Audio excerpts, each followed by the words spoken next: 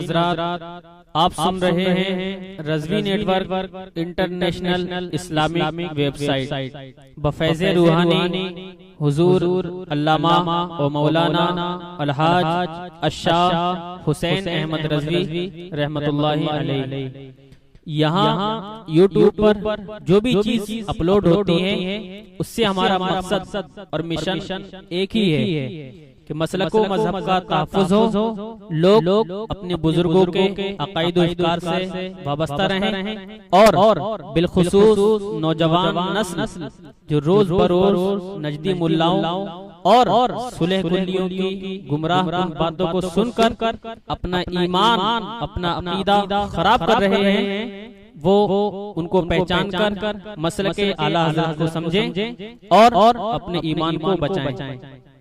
अगर आप हजरात भी अपने यहाँ की कोई कॉन्फ्रेंस, जलसा, कोई प्रोग्राम रज़वी नेटवर्क पर अपलोड करवाना चाहते हैं तो रज़वी नेटवर्क के बानी जनाब अलहाज शेख सज्जाद हुसैन रज़वी से राब्ता कायम करें। WhatsApp number 7887574416।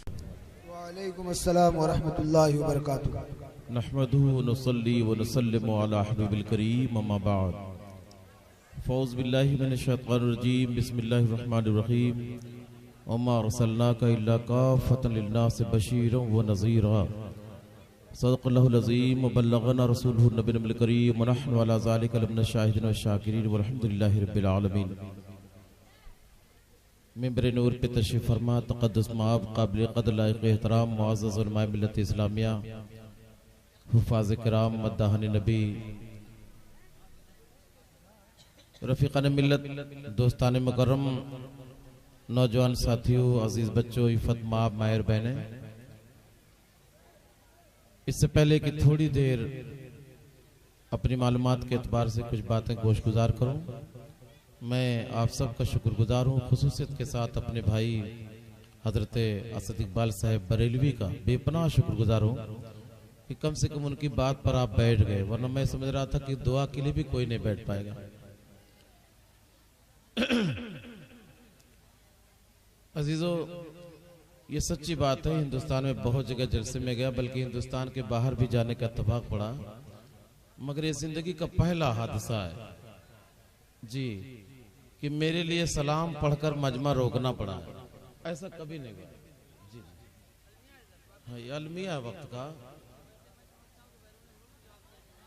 जी बहुत बेहतर था जी, बहुत बेहतर था। ये जिंदगी का पहला हादसा है और मैं इसे अपनी जिंदगी के लिए बहुत बड़ा अलमिया समझता हूँ। मेरे ख्याल से अगर एक दो बार और इस तरह का वाक़या हो जाए तो फिर मैं सन्यास ले लूँगा तकरीर करने से। अल्लाह का फजल है, मैं मौलाना बनाता हूँ जी, बेपनाह अल्लाह का फजल है कि उसने मुझ जैसे कम इल्म से अपने दीन के काम लेने के लिए मदरसा मुझे अता फरमा दिया है। तो अब बैठ जाओ बाबू, आप लोग बैठ जाओ।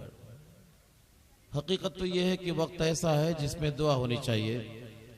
मेरे ख्याल से अब ऐसे वक्त में शेख तरीक़त साहिबुल फजीलत हजरत अल्लामा शाह नसीर अहमद सक़बिला नसीर क़ादरी दामद बरकातुल क़ुद्सिया को पेश किया जाता और अपने खानकाही मिजाज के एतबार से वह हम सब लोगों के लिए मग़फ़िरत की दुआ फरमाते थे। आइंदा जलसों में हम लोग इस तरह का वाक़या ना पेश करें, इसकी भी वो तरगीब दिला देते तो बहुत अच्छा होता। बहरहाल आप बैठ गए हैं तो मैं खुसूसियत के साथ अपने इन करीमों का बिलखुसूस लिहाज कर रहा हूँ जो मिंबर पर बैठकर इस वक्त मेरी सरपरस्ती कर रहे हैं। मैं दरअसल बूढ़ा भी हो गया, इत्तेफाक से रात भी बूढ़ी है, तो थोड़ी देर आप लोग समात कर लेंगे मुझे जी।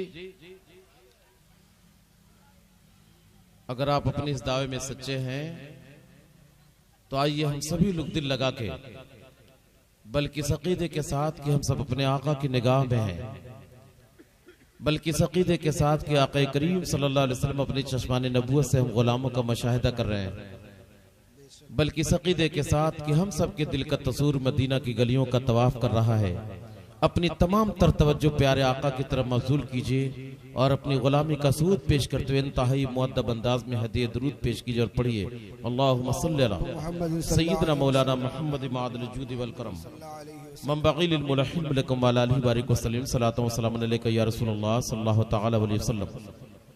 अपनी वालाना मोहब्बत का सबूत पेश करते एक बार और दुरूद पाक पढ़ लें सल्लल्लाहु अलैहि वसल्लम सलातु व सलाम अलैका या रसूलुल्लाह सल्लल्लाहु तआला अलैहि वसल्लम।